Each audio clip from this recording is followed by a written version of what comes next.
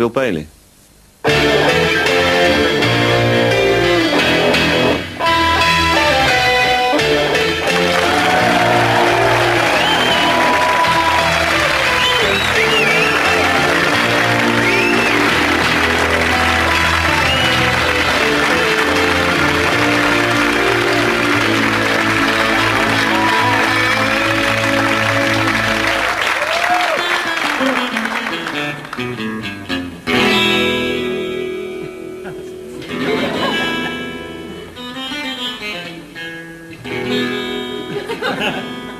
Bit of mystery. I used to love spaghetti westerns as a kid. Fantastic. All those meaningful looks and no real dialogue.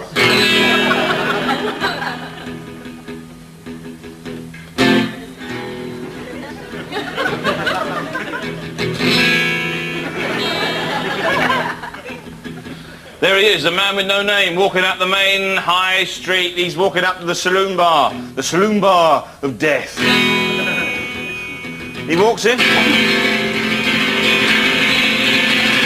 Oh, sorry, mate, it's the wrong one, isn't it? It's on the street. I'm sorry. Back in the street. His finger hovers over the holster of his gun. He steps into the saloon bar. He stops to light his cigar. The tension is unbearable.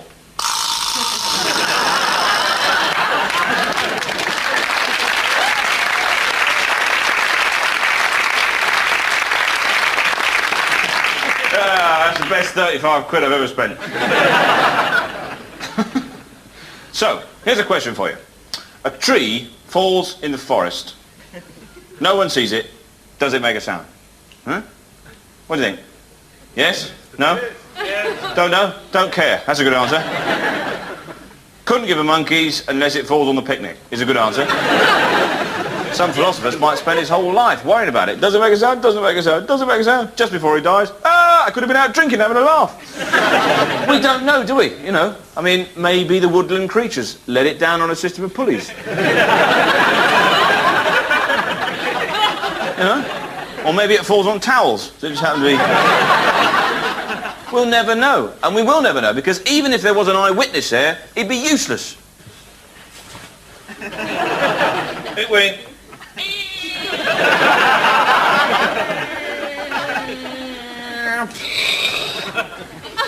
But I couldn't hear it, because I had my hat on. All I got was...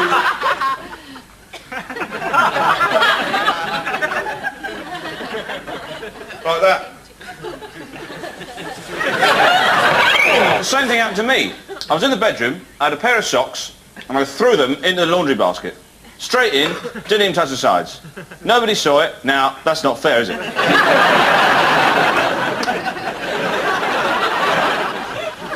A triumph like that.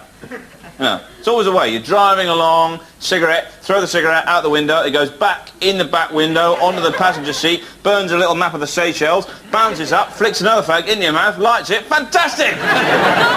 On your own, lonely country road. Only person to see it, little hedgehog swinging off a gate, playing the jazz trumpet. Nice cigarette work, man. And nobody believed you. You know. But the thing is, you can't say that it would never happen. Because at school, I learnt this, the law of infinite probability. And you probably remember this. It's fantastic. And the law it says is that if you get enough monkeys, right, enough typewriters, then eventually one of them will type a line of Shakespeare. Yeah, you see? And when you're 8, that just blows your mind. You know, that is the most outrageous thing anyone's ever said. Wow, monkeys typewriters, But as you get older, you start to get a bit more cynical, and you know, your expectations, you know, get a bit lower. And eventually you end up with, well, if you get enough plumbers and enough boilers, then eventually one will be able to fix it.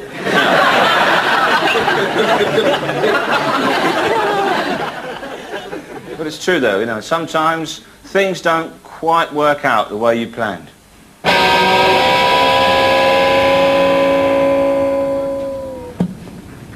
Oh, God. No, I don't. Bill, it's Keith. Keith? Keith Pearson. Keith Pearson, yeah. We went to Fitzroy School together. That's right, yeah. Yeah. We had chemistry. Chemistry. Yeah. 5A, we were in. Mr. Yeah. Hogg. What a warthog. Wasn't it? Yeah. So it's been a while, hasn't it? 15 years. 15 years. Has it been that long? years, yeah. It's amazing how time goes, isn't it? Yeah.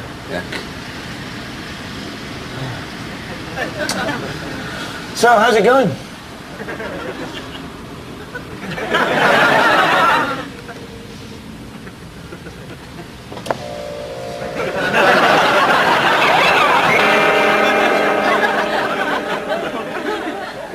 Maybe there is intelligent life elsewhere, we don't know.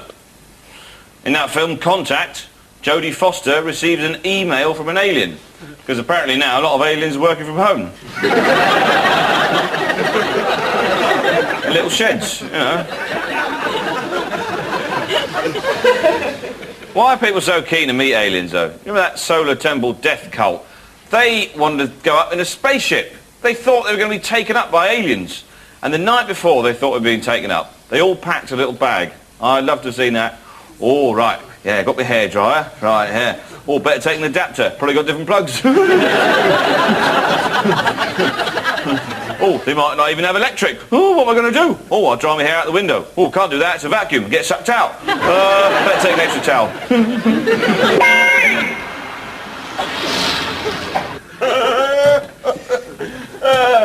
Oh, you Brits are idiots.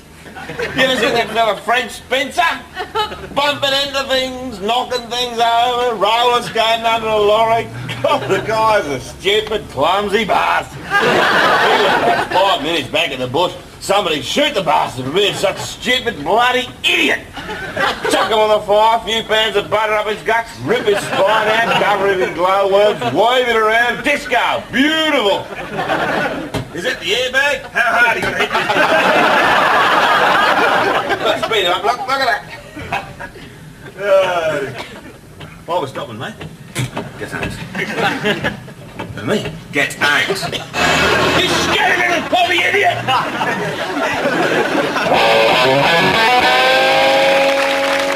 We are obsessed with the paranormal and the unexplained, and we look to science to try and explain this. But all they do is grow an ear on a mouse's back. Now, that was very, very cruel. Very, very cruel.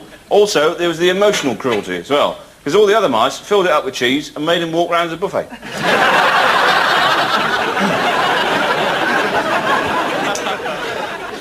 But our view of the future does change drastically as the years go by. And in the 70s, we considered aliens to be small pink socks that survived on string. Now, this was very, very patronising, and they were actually a lot more intelligent than we give them credit for. Oh, look, there's Tiny Clanger. What's she saying? Intellectual prosperity is the primary source of social change.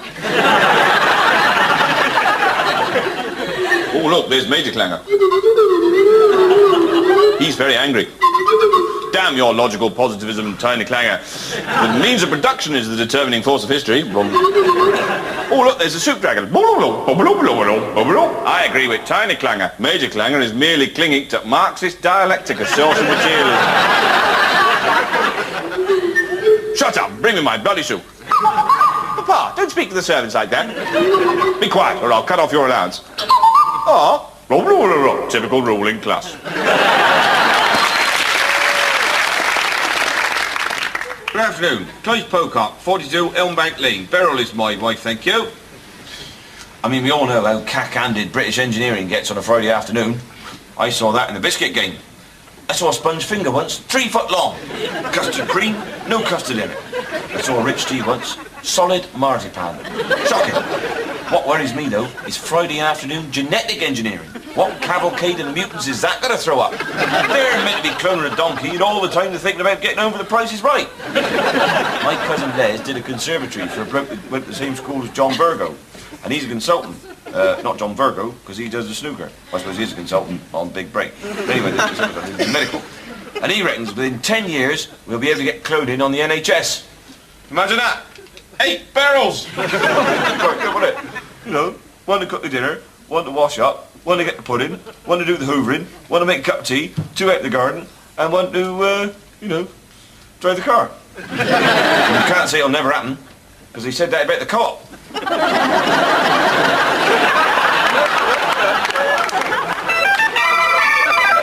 And this is the lounge. Study through there. Wow, it's an amazing house. It's really beautiful, isn't it? Yeah, there's another 4 bedrooms, all en suite.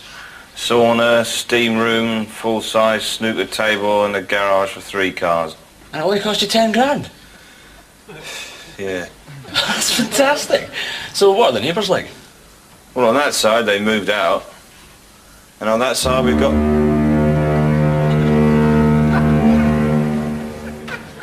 I feel very let down by the estate agent.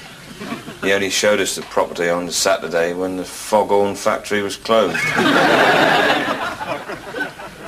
It has been quite...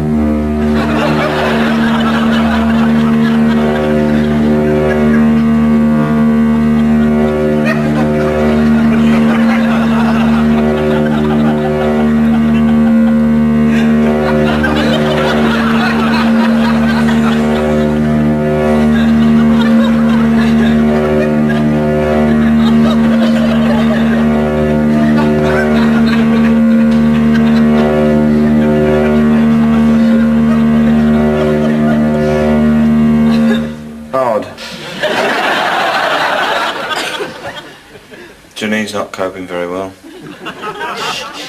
You see, it's not just the noise. It's just that you never know when.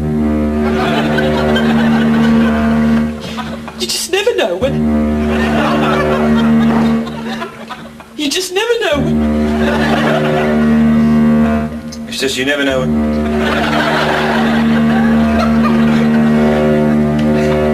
It's going to stop.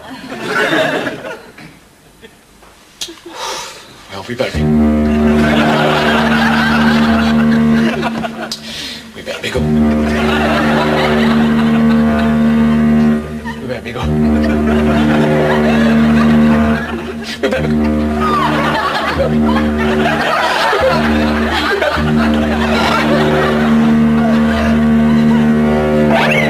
Why is it that we humans want to better ourselves? Why do we want to invent things? And why are there so many Scottish inventors? There's loads of them.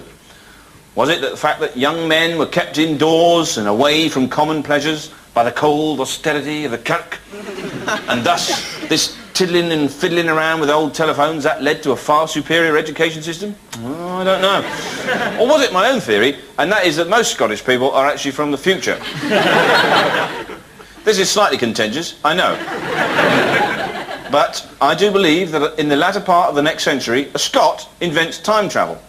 And all of them moved back here to this century for the far more lenient licensing hours.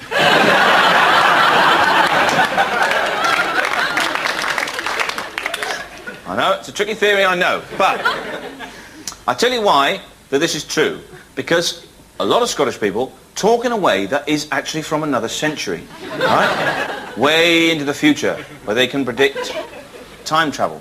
I tell you what, you can spot them after a meal. You have a meal with a Scottish person, you finish the meal, they look at you and they say, "Is that you?"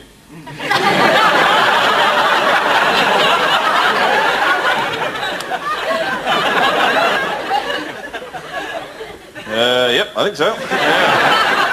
Yeah. Then they finish, they push the plate away, "Well, that's me."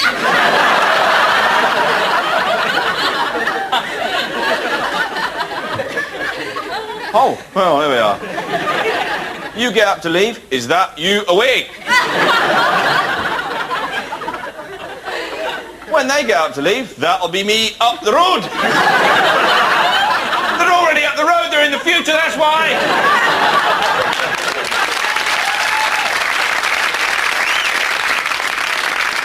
Dorian and Steve are the inventors of hide and seek. Well, originally the concept was just hide, but it was difficult to know how popular it was. There was no way of telling how many people were playing. That's when the seek element was introduced that things really took off for us. Which was a shame, really, because I always thought that hide was the more superior game. Yes. It had an exciting zen quality. You could play it by yourself, and as an only child, it was a more enticing prospect. The public demand for our creation was insatiable. We were lost in the stampede to hide, the urge to seek. Hide and seek became so popular that we developed a board game version of it. What you have to do is throw the dice, and one player covers his eyes while the other player hides his counter. Then the other player has to try and find it. As you go around, you can buy different objects to help obscure your counter. Bin, leaves, plank. Never really caught on. Hide and seek was such a success, we found it very hard to scale those heights again. We tried other games. Twiggle, King of the Hutch. Monotony, like Monopoly, only set on contaminated waste ground with no planning permission. Of course, my favourite, Blump. What was Blump again? You know, the two spotted balls and the large green hanky. And you had to put the hanky over the rotating tubes. No, you had to pick up the dice with the special tongs, throw the dice to eliminate the player to your left. Oh, and then the dotted balls were soaked. No, first you had to elect Captain Twiggle, then soak the balls. Yes, then you had to choose between Blump or Dash, with no pickups, or reset the dolly clock. Oh, if he goes Blump or Dash, he must collect 6 Pronto vouchers before the dolly clock is repossessed by Major Muggle. 1, 2, 3. I'm knocking. Blump.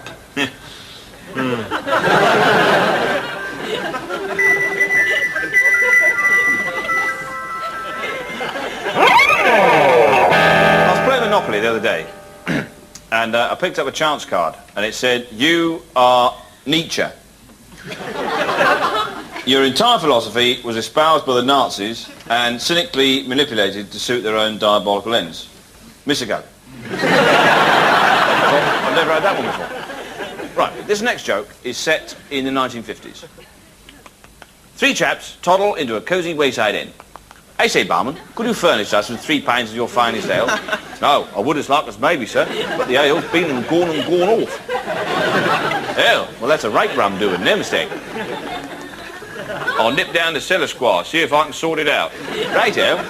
I say, you chaps, there's a working class fellow over here. He's an absolute hoot. Toddle over here and we'll listen to the quaint and charming way in which he speaks. I say, barman, any luck with that ale?" "No, good blimey, governor, I've been on my plates of meat all blinking day, if you'll pardon my French." You see, it's charming, isn't it? "Out my plates of meat all blinking." Yes, that's enough. Yeah, that's enough. Yeah, there you go. "So, any luck with that ale?" "No." "Whoa!" And he fell over a barrel. "Oh, look," they said, "we've got him over a barrel." And they laughed heartily, although the scowl on the barman's face hinted darkly at a sea change in the sociological attitudes that would one day threaten their cosy world and overturn the notion of class forever.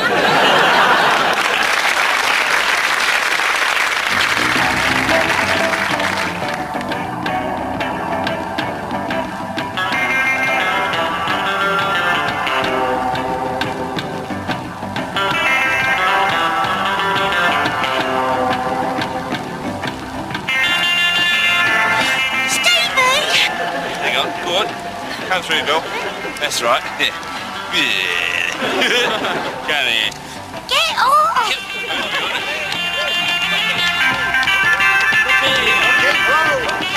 Yeah, I can't see what the problem is. We love rock and roll. We live in the woods. Yeah, rock and roll! That's all there is to say. We love rock and roll. We live in the woods.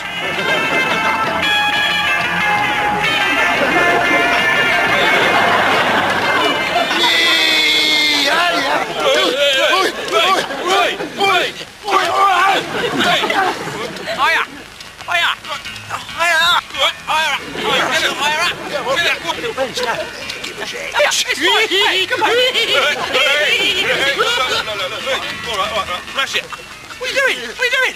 Well, if we don't smash it, the mods will get it. Rock roll!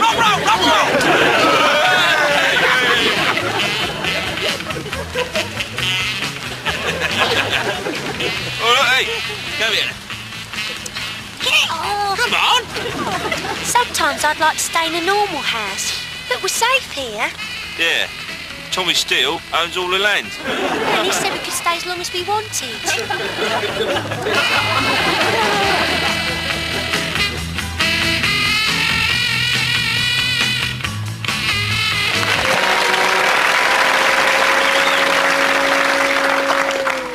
Now, I used to do a bit of modelling.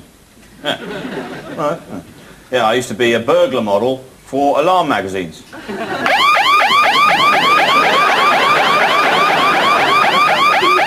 I'll tell you what, though, it's a lot harder than you think.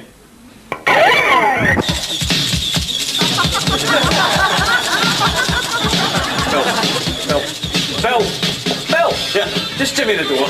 Yeah. You know, I'm getting a kind of a rhythm going now, yeah. Maybe it's like a more totemistic thing, you know, like a Brazilian La Cuchara. I'm the kind of spirit of the jungle. I'm trying to get into the tribal enclave. Maybe it's like a tomb. Maybe no one's been in there for thousands of years. That's it. Maybe I'll lose the blacks. I'll go for sort of markings. Earth, Phil, put that here. What, like that? Okay.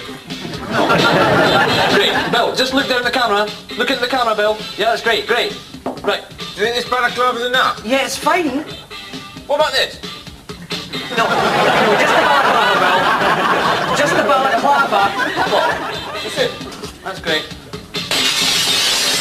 So, I smashed the window. What am I now? Just a shadow on the patio. Shadow on the patio, shadow for myself, shadow for my patio. Maybe I'll come back to the garden. Bill, where's my finger? I like that, the roving, thieving eye. Look at that, bars. I'm trapped in a cage. It's just a hand shot. Just a hand shot, right. Just my hands are doing the robbing. OK, they're acting independently. I don't know what they're doing. They don't know what they're doing. Just pick up the pearls. What, like that? That's it. I'd have that as well, surely. Right, I'm running. I'm getting away. Right, that's it. What? I got away with it? Yeah. Yes! Oh, shit, that's blown it.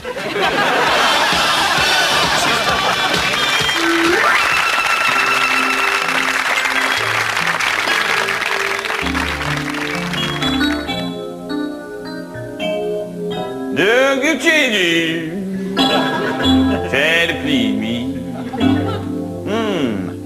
That's a lovely chord, that. That's a mood chord. You know that?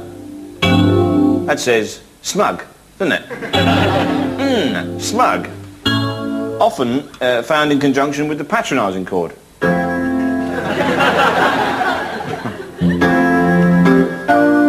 And ironically, both of these can be found in the ITV Sport theme.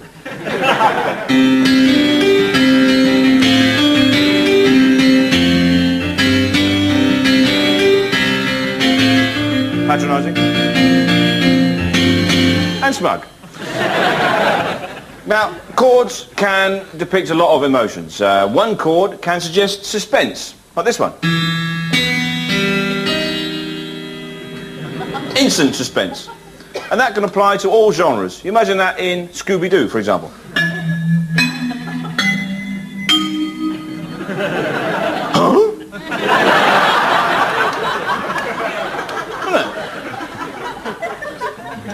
And romance, that's easily done with a few chords.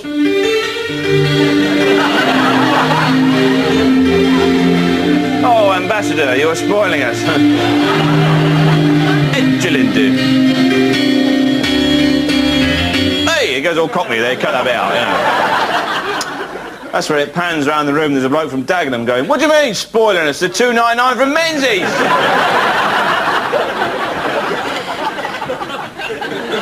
Get him out of the garage! What are you talking about?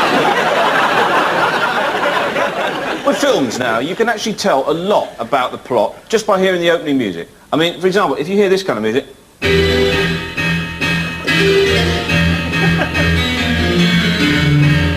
You're thinking, there's a nut around here somewhere, isn't there? Where is he? Where is he? Oh, there he is, up there! In the car with his knuckles whitening on the wheel, the rain lashing on the roof. He's staring into the big house in the Hollywood Hills. He bears them ill will. But inside the house, of course, they're totally oblivious, listening to a bit of light dinner jazz.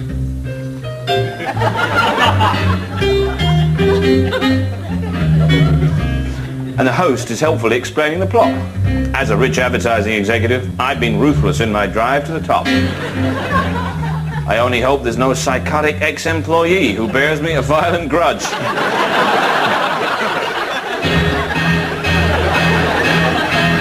I think there is, mate.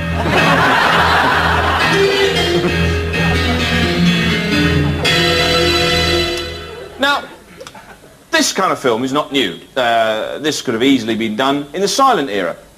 The same plot, the nutter, in the car, in the jalopy, the rain on the roof. But the music, of course, will be slightly different. The music will be like this, won't it?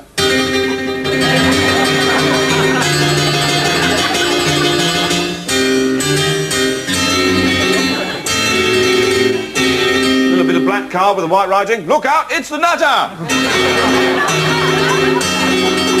But inside, totally oblivious.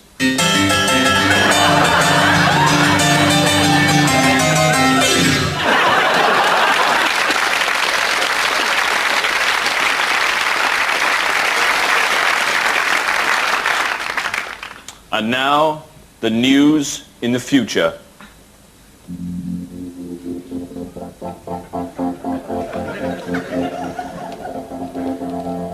Conflict.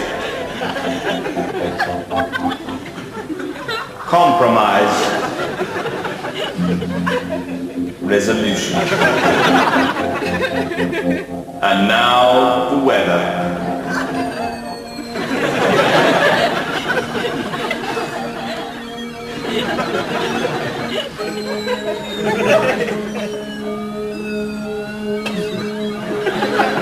Here's the main points again.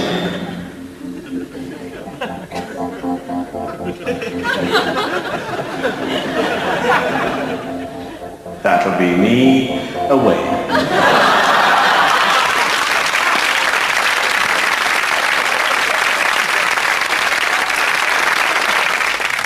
We kept a photographic record of some of the best games.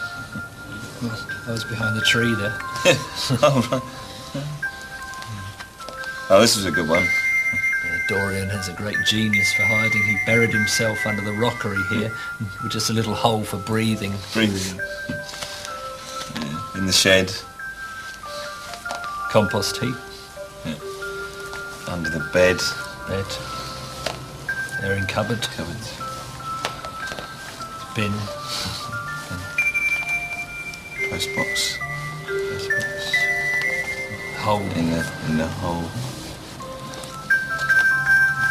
Snow. Snow, that was a cold game, wasn't it? Bruh.